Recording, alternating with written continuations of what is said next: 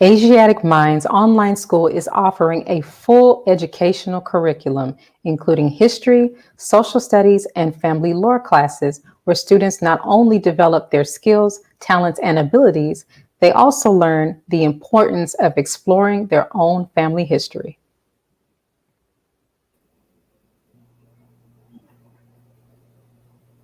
With us is the founder of Asiatic Minds Online School, Sherrie Muhammad, and she is back with educator Khadirah Muhammad to speak on this topic and more about the school. Greetings, ladies. Greetings. Thank you so much for having us this evening. Yes, ma'am. Now, Sister Sherrie, on your last appearance on our show, you spoke briefly about what inspired you to launch Asiatic Minds Online School. Can you expound more on that and tell us about your background and how it evolved into online education? Yes, ma'am. Thank you for the question.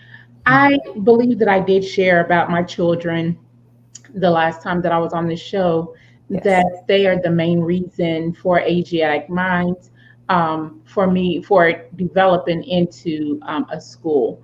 I will also add that this the time that we're living in now, the time that it's time to separate, that plays a major part also in Asiatic Minds being an online school, because we have to do everything that we can within our reach in order to help our people have the opportunity to separate from this enemy school system, which has totally cut us off from our roots. So we don't have when we don't learn about self, when we don't learn certain things, then we cannot grow. So when a tree's roots is cut off, it dies.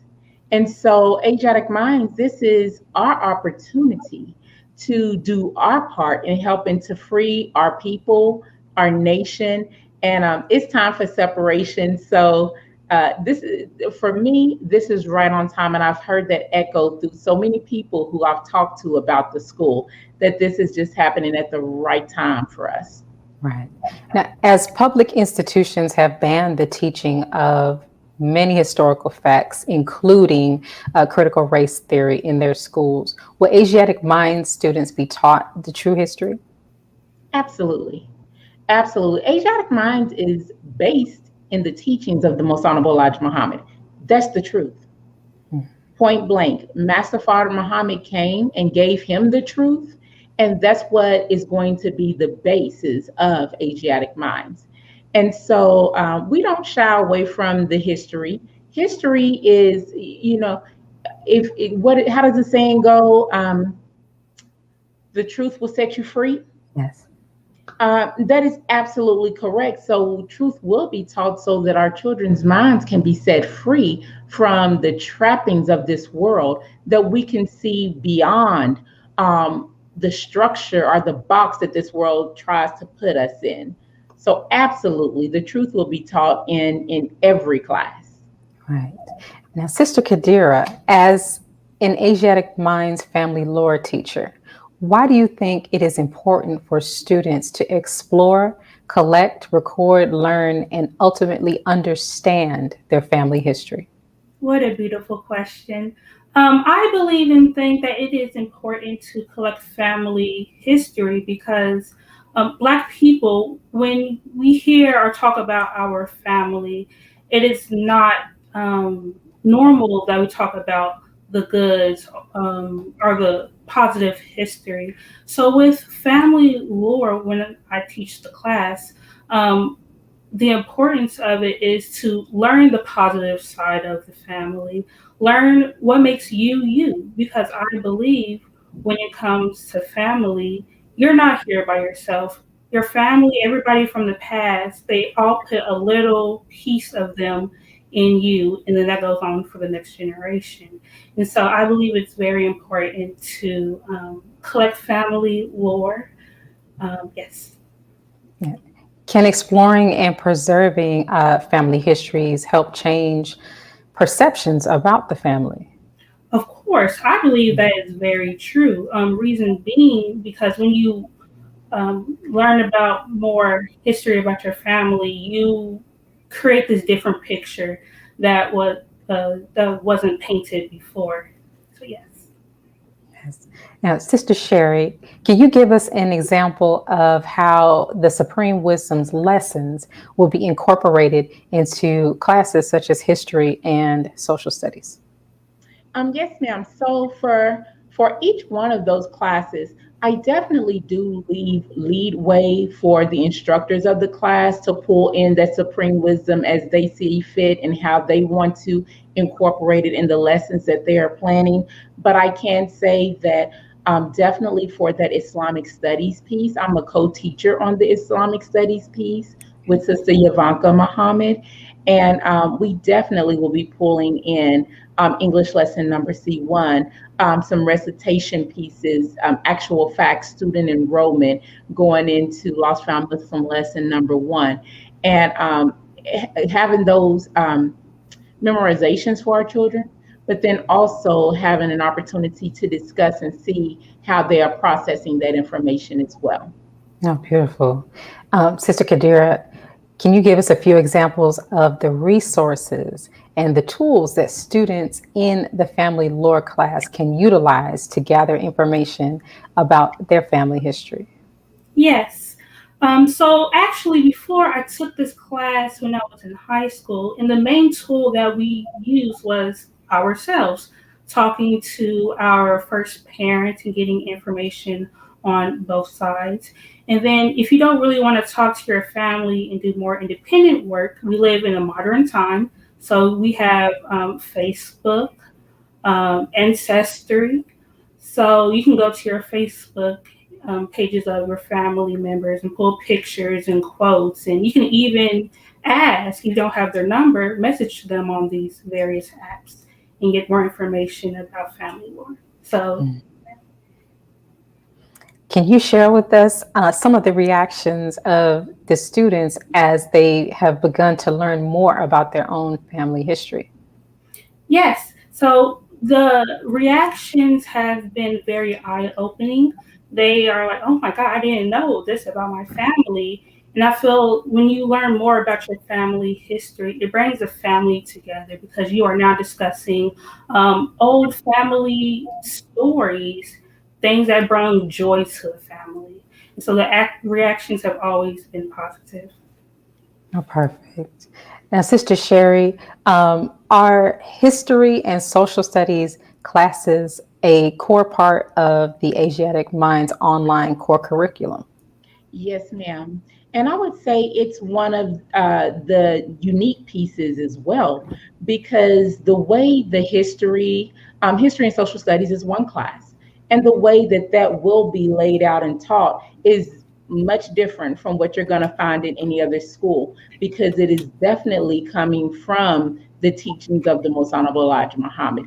It's definitely going to be dealing with the formation of the moon, the different things that you're not going to find that in any public school. I can't say any other school because there are other Muslim schools out there, but you're not going to find that in any public school. And it's really that history piece is going to be the part that really helps the students to understand. It's like the family lore, but it's going beyond your blood family. So it ties into our people and where we come from. And we were more than kings and queens.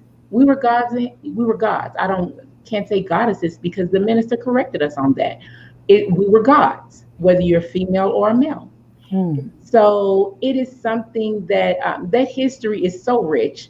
And I was telling our instructor, I said, I'm going to be sitting in on that class myself because a lot of times history ends up not being students' favorite subjects in school because they don't see themselves. In this, you will see yourself. We will be able to see ourselves and then understand how we connect and how other people came onto the scene. So this history class is going to be an amazing class. And I think it may be the children's, some of their favorite class. So I absolutely look forward to it. Oh, beautiful. Now, Asiatic Minds, Sister Sherrie, recently held an open house for parents. If parents missed it, what should they do? So you have it up on the screen that right there. They all they have to do is go to the website asiaticminds.com, and you can reserve your seat for the next open house. Our next open house, we have two more coming up. Perfect. We have one August the 7th and August the, I want to say 13th. Yes, August the 13th. And so whichever one of those fits into your schedule, please by all means go to asiaticminds.com.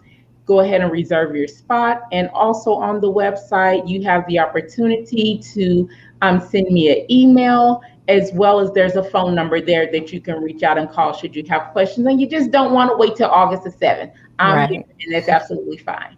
Yes, and that was my next question. For those parents who are ready and want to contact the school to get the children enrolled, how would they do that? They could send me an email at sherrie@asiaticminds.com, or they can give me a call. And I do not know the school phone number off the top of my head. I know it's a 219, I think it's 4848, but there's, you can certainly look on asiaticminds.com and there is a phone number there. And I also want to add that the school is filling up pretty fast. So those who are out there, if you have questions, don't hesitate to go ahead and reach out and get your questions answered so that you can see if this is a good fit for you. Oh, wonderful. Thank you, Sister Sherrie, for coming back to join us to talk more about the online school. And Sister Khadirah, thank you so much for your important class. I am sure that it will make a difference in a lot of our children's lives, just learning about their own family history, because that is something that many of us beyond our immediate family just do not know.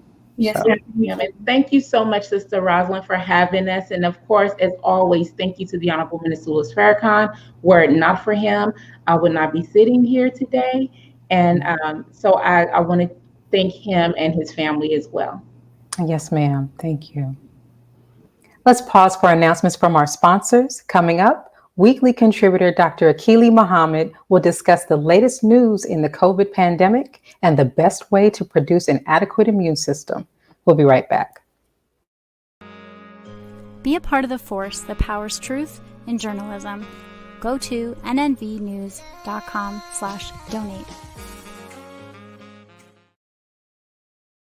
Worldwide, 24 hours a day, 7 days a week. Download the Final Call Radio app and take us everywhere. On your phone, on your computer, on your tablet, on Instagram, Facebook, and Twitter. You can also log on to finalcall.com and click the Listen Live button, or finalcallradio.com. Final Call Radio, the official voice of the Honorable Minister Louis Farrakhan and the Nation of Islam. Please share your thoughts with us in the comment section below. Follow us on social media at NNV News, and please subscribe to our YouTube channel at National Network View.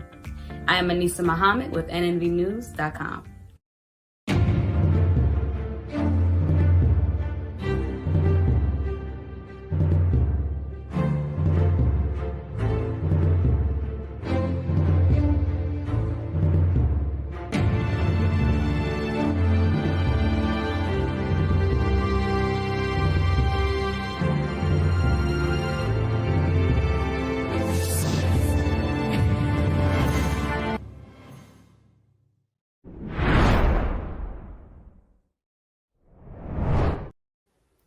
As the COVID-19 pandemic continues and concerns grow over the Delta variant, it's important to consider the best way to produce an adequate immune system to increase confidence in surviving this plague. Arkansas now leads the nation when it comes to COVID hospitalizations on a per capita basis. At this hospital where we are in Little Rock, I just checked, and the average age of a COVID patient is 40 years old. You know what it was 6 months ago? 60 years old. They were just telling us people are walking in sicker and younger than ever before. Tonight, COVID is surging in Arkansas for the third time. It's hard to breathe, so I have to have oxygen. The number of hospitalizations has nearly tripled just in the past month. I regret it, not getting the COVID vaccination. I thought I couldn't catch it, you know. So I just went on by my daily life. Arkansas has the nation's third worst vaccination rate, and now it's overwhelmed by the far more contagious Delta variant, which is showing up in 84% of all new COVID cases. Joining us to discuss this is our medical contributor, Dr. Akili Muhammad. Greetings, sir. Greetings, ma'am. How are you? I am well. What is the best way to produce an adequate immune system? You know, I think it's amazing because those statistics that we were just listening to is right in line with my research. June 24th, I actually took pictures with my phone of the current COVID cases. And in comparison to that date to today, there's been approximately a 3 times or threefold increase in number of cases. And you heard in the short clip there that they had 3 times greater people coming into the hospital. And so to me, the thing that's different about now in the cases surging versus the cases surging when the pandemic first started in 2020 is that we're in a hot part of the season. And so there are a lot of the fruits and the vegetables that will give us a lot of vitamin C, in addition to the fact that when you're out in the sunshine, that does a benefit to the body that nothing else can measure up to. So vitamin D, of course, is important for that, but it's just some things that we don't know how to measure. And again, you know, in this conversation, I'm talking about putting God first, because look at the way that God already has an environment ready for us to have an improved immune system during the time of this re-increase in the number of cases that we've seen multiple times happen during this pandemic. And I think it's interesting because you heard the young man on that segment say, I didn't think I could get it. And that is the problem in a lot of situations is people aren't protecting themselves like they should. You should protect yourself in order to keep your immune system strong enough to be able to handle when you do get exposed to it. Mm. Now, you mentioned an important thing here, which is the relationship between Allah, God, and the immune system. I do have a question, however. Yes, with God creating this wonderful environment for us, we should be outside getting some sun. What do you say to those who are focused on going places now that the world, quote unquote, has opened up? Well, I think we've had this conversation on this show before, is that, you know, if a person is incarcerated, let's just use a common thing, you know, young man in jail, and then he starts to get an idea, okay, I'm going to be free. And they let him out of his cell. He gets to the place where they give him his personal belongings back, and he's getting ready to walk out the door. And then somebody pulls him back and say, we got another charge, we're putting you back in jail. To me, that's what a lot of people are experiencing right now. They thought, because they were pushed with this propaganda, that vaccine was going to change everything and make everything better, and that the world was going to get back to the way it was supposed to be because of vaccinations. And I personally have seen many people complain that they were bullied, they were tricked, and they were pressured by family members or co-workers to get the vaccine. And they're highly upset because they kept themselves free of the infection for many, many months, and for some even over a year. And then once they got the vaccine, they developed the infection or caught the infection from somebody else.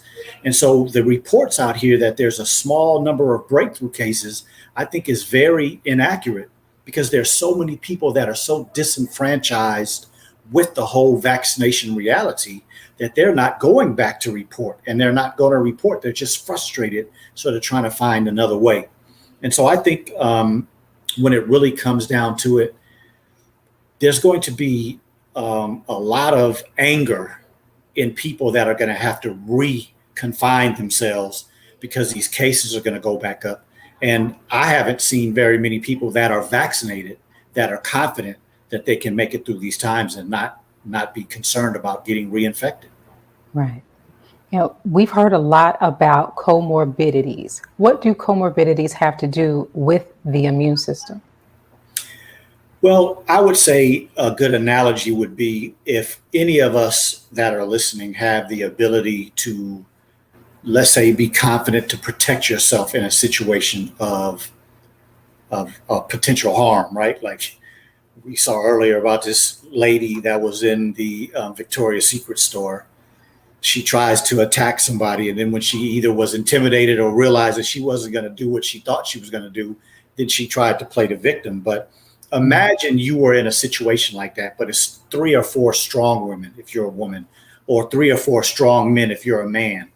If you had to fight one of them and you felt confident, you might do okay. But if they are just as confident as you are, but you had to fight 4, it's either going to be a much tougher battle, or you might succumb to that pressure of those 3 people. And so that is what it's like to have a comorbidity at the same time that you're trying to survive amongst a pandemic like we're in right now. So if you have high blood pressure, if you have diabetes, if you have a heart problem, if you have high cholesterol, if you have an autoimmune disorder, if you've recently been through a surgery, your immune system is very challenged. And so to have one or more of those comorbidities, and then to have to try to have a system strong enough to be able to fight the type of environment we have right now, it can become pretty difficult on the body. And would you suggest that people have an accurate evaluation of how truly to maintain an excellent immune system? Yeah, I think you should. And that is not necessarily something that we actually have a blood test or a measurement to do, but it's more about you and tracking yourself. For instance, a lot of people are talking about the fact that the flu season was really low last year. And they were talking about the fact that it might have been due to the fact that a lot of people were wearing masks. But regardless of those things that were happening and the cases being low, that's how you can evaluate yourself. Over the last 5 years, how many times have you caught a cold? How many times have you caught the flu? Have you had any issues that you went to the doctor and you had to get some medication to get over? Those are signs that your immune system is not that strong. And so we should use that as our measuring tool, right? So for instance, if a person in the last 5 years has gotten sick every year until last year, but you know that you stayed away from the public a lot and did a lot of isolation, then you might not necessarily have a lot of confidence in your immune system. But if you start to apply the things that can boost your immune system, it will make you much more capable if there is a potential threat. Now, just a moment ago, and a little earlier, you mentioned some examples of ailments that might reduce the effectiveness of the immune system. For example, someone who has just had surgery. The current immunization schedule for children, a lot of times when children are getting ready to get the shot, doctors will warn parents that the child might receive a little fever or may cold-like symptoms. Mm-hmm. Would you say that getting a vaccination, whether it be a COVID-19 vaccination or any other vaccination, would potentially reduce the body's immune system, at least temporarily? Absolutely, I do. I think, again, putting things back in the context of, I think what we should always start is, how does God produce immunity, and how does the immune system work in the way that he created them? So if you have a break in the skin, if you have something introduced through the nose or through the mouth, those are the ways that the immune system is usually threatened. And then, of course, if we talk about from a sexual perspective, that's really not the case, but just from a sexual perspective, that's another way that they can enter. But the point that I'm getting to is that these are the ways that things can enter the body in the way that the immune system is made to stop that threat. And so you don't have a normal immune system response to something that's injected into the body. When something is injected into a muscle, the muscle tries to wall it off and keep it in that one little area, but it slowly is released. And when we're talking about aches all over the body and fever and other systemic type symptoms, that is proof that this substance that is being injected into you is going all over the body. And so that's not the way the immune system was made to be developed in that manner. And so when you do something that's not in accordance with the way God made these systems, I don't believe that you get the same results. Perfect. And where and how should individuals begin improving their immune systems to increase their own confidence in surviving this plague? Well, I think the first place to start is with what we just said. You know, you've been given a beautiful immune system by the God that you serve. So believe in it. And then you have to start doing the things that helps make it and maintains it. So sunshine, air, being out in an environment of trees, plants, and grass, and things that have a natural aromatherapy that have been proven to do a lot of good to boosting our immune system.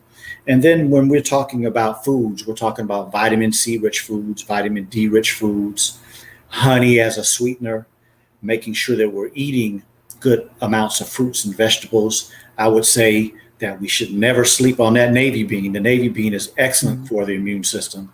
And then another good thing is milk. I know there's a lot of controversy out here about milk and, you know, animal byproducts, but the Quran states that milk is agreeable to the drinker. So I'll put God's word above general public and people who speak as if they're experts, but really aren't. And so when you know how to take those foods and apply them to the body correctly, meaning prepare them in the right way, meaning that fruit should be eaten raw, vegetables should be prepared in the correct way, beans have to be prepared in the correct way. And you have to know the correct questions to ask when you go purchase milk, because I'm not speaking of the milk that's in typical grocery stores. And so if you know how to do those things appropriately, then you will have the type of immune system where you could not be a fool, but walk around and still protect yourself and have confidence. I'm going to make it through this pandemic and come out okay. Right. Let's pause for announcements from our sponsors, Dr. Akili. When we return, we'll have more from our medical contributor. We'll be right back. Be a part of the force that powers truth in journalism. Your support helps to combat false media. Cash App NNV News. Asiatic Minds, online education, helping our children to discover their God-given skills, gifts, talents, and passion that will allow them to see their greatness as well as the greatness of our people. And upon discovering that greatness, infusing them with the desire to use it for the betterment of themselves, their families, our people, and the world. Classes begin September 1st. To enroll, visit AsiaticMinds.com. This is Sister Sherrie Muhammad. We are proud to announce that the Sajda House commemorative Elijah coins are finally here. This priceless heirloom, made from recycled copper from the messenger's home, is now available at sajdahouse.com. Greetings from National Network View. This week's Final Call cover story headline reads, "Separate and Be Saved. America's race problems and deadly race interactions are growing worse. It is time we leave the children of our former slave masters and 400-year-old tormentors. Separation from whites is the only and best solution to this problem, a serious problem that is rooted in prophecy." This FCM Volume Number 41 edition middle page article by the Honorable Minister Louis Farrakhan is entitled, "A Case for Separation." To read more, subscribe to FinalCallDigital.com and tune in to the all-new Final Call Radio. This is the NNVNews.com Final Call Cover Report. Please make sure you leave your comments and questions in the comment section below. Follow us on Facebook, National Network View, and make sure to check us out on Twitter as well, National Network View. This is Sergio Gutierrez with National Network View, signing off.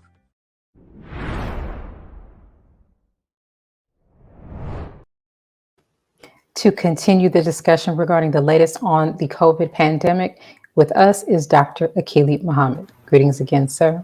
Thank you. Now, Dr. Akili, can you explain to us what a variant is? We've heard a lot about this Delta variant in the news lately. What is a variant? Yeah, so that's a variant would be something that has changed from the original one that they find or the initial one that they study. And I guess a good analogy would be like a person like me who doesn't necessarily have the darkest of skin, right? If I was to go out and spend a long time out in the sun, I don't recommend this, but I'm just using this as an analogy. If I was to put something on my skin to maybe protect my skin from the sun, or I was to put on a pair of sunglasses because the sun may be bright, or I may put on light colored clothes to give myself a little less of the absorption of that heat. These are simple things that I could do to try to handle the environment that I'm going into.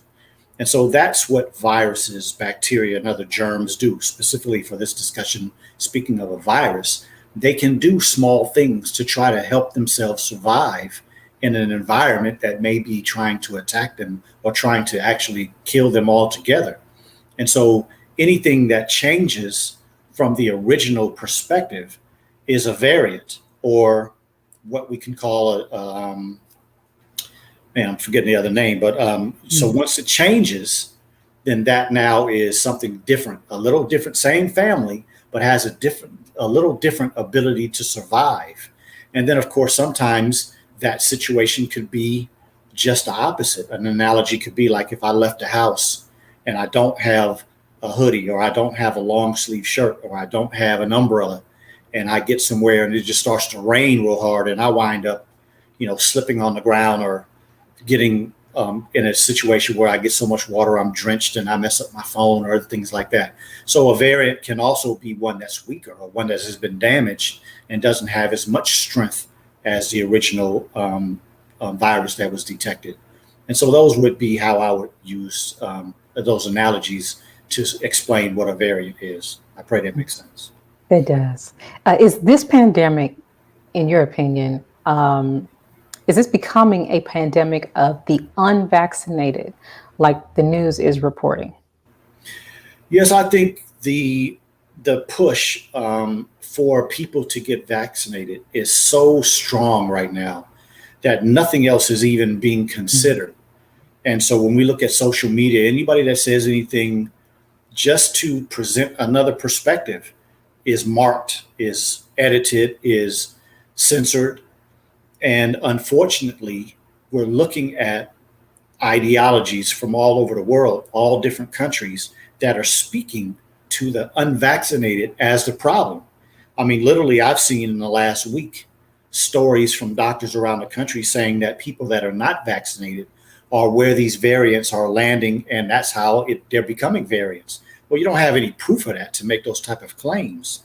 And then secondly, they're saying that the rise of these variants are due to the fact that there is an unvaccinated percentage of the population.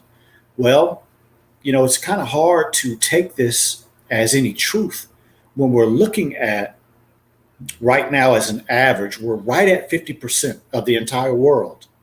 And so, of course, there's some countries that have a higher percentage and some lower. But in general, like America, we're right about 50%.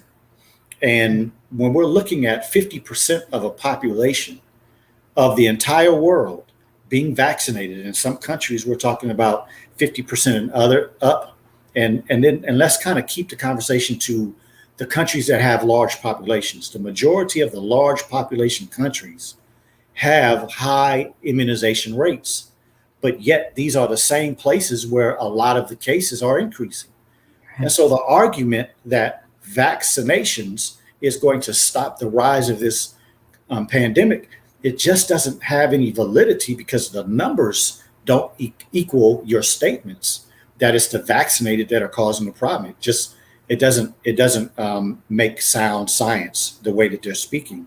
And so, asking my opinion, you asked, that to me is why I am pretty sure that things are going to get extremely out of control, even farther than they are now, right? Because we're talking just within 2 to 3 weeks, we're having a trifold increase in general in this country, and it seems like in general around the world. But when the scientists and the doctors and the so-called healthcare people are supposed to be the gatekeepers for health, and they're using arguments that have no validity, then I think that's kind of a wary sign for the general population. And again, as I said earlier, a lot of the people that I know of that have taken the vaccine or were considering it, a lot of them are backtracking now because they don't see the evidence that they have been told the truth. Now, what do you think we can expect in the future with these new breakthrough cases that the CDC is tracking in vaccinated people? Yes. Well, my expectation is that they're going to continue to try to hide it.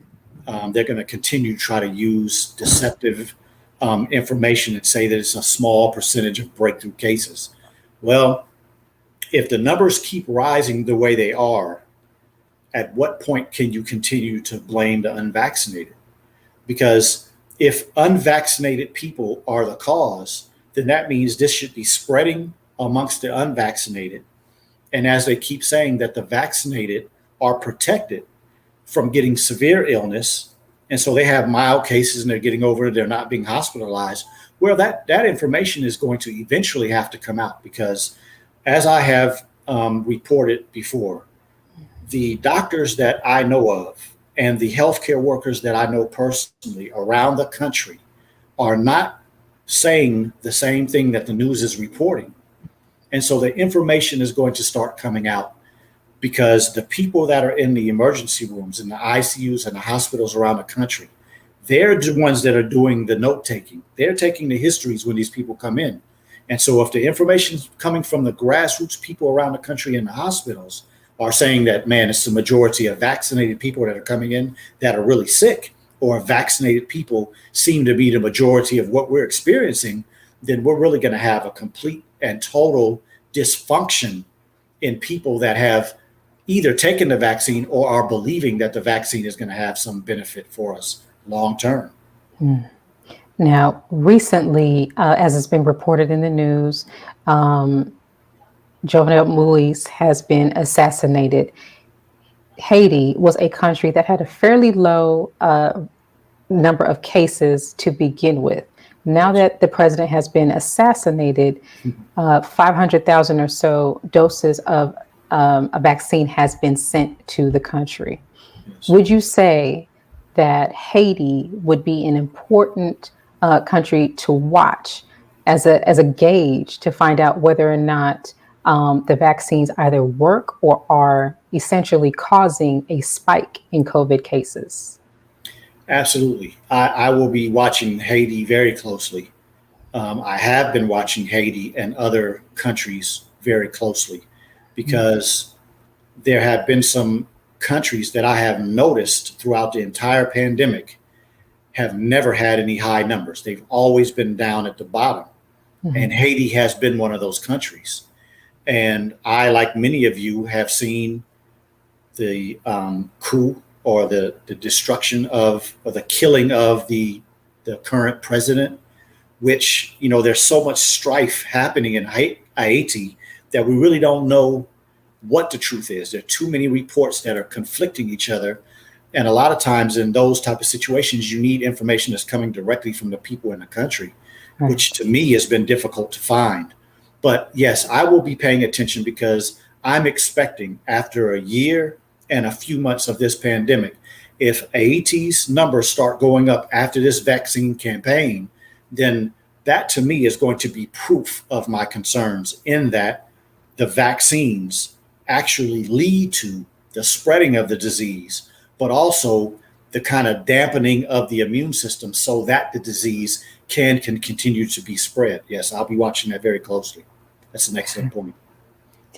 Now, the White House reportedly cracked down on what it calls the COVID-19 misinformation. As a doctor, what are your thoughts on this? And is COVID misinformation actually going around? Yes, I think a lot of COVID misinformation is going around, but I don't necessarily think it's from the people that the government and certain entities are trying to censor. And I would have to just digress a moment and say that as a physician, when I came out of medical school, I knew a lot of information. I had studied a lot of information, and I had seen a lot of the information that I studied on those late nights and all those days reading those books. I saw the reality of that when I walked into the hospital, when I walked into a clinic, or when I walked into an office. And so there comes a time when every person has to take their experience to measure their knowledge. And I think I came to the conclusion, I'm sure I came to the conclusion that a large part of what I thought as a young physician was propaganda and hadn't been proven and had not been presented to me with science backing it.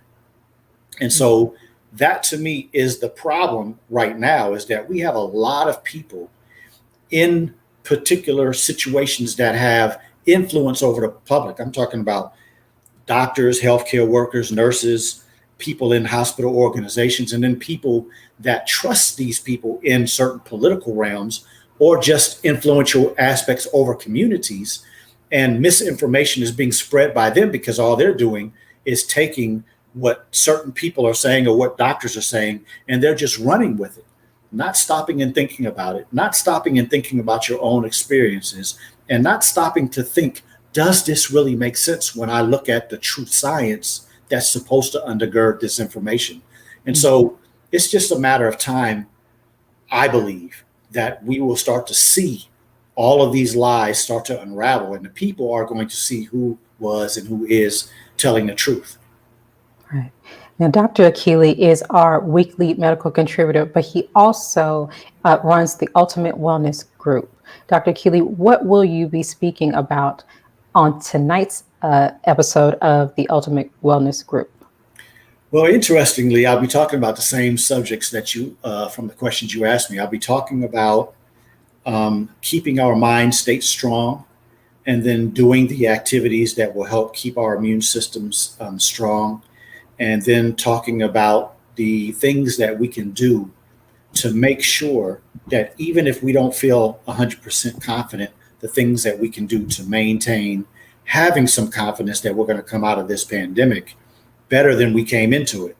And so please join us tonight at the Ultimate Wellness Group on YouTube, or the THEE Ultimate Wellness Group on Facebook. And we'll also be giving an update to the Black Stream Live. So that's where eventually the Ultimate Wellness Group will be going to support our own. And so please come check us out tonight. And I pray that you have a wonderful time. Thank you. Thank you. Thank you, Dr. Akili, again for your insight as always, and we look forward to hearing more from you next week. Thank you. Yes, sir. Thank you for joining us today and tuning in to National Network View News. Please share your thoughts with us in the comment section below. Follow us on social media at NNV News, and please subscribe to our YouTube channel, NNV News. This is Rosalind Parks with National Network View News. Good night. Be a part of the force that powers truth in journalism. Go to nnvnews.com/donate.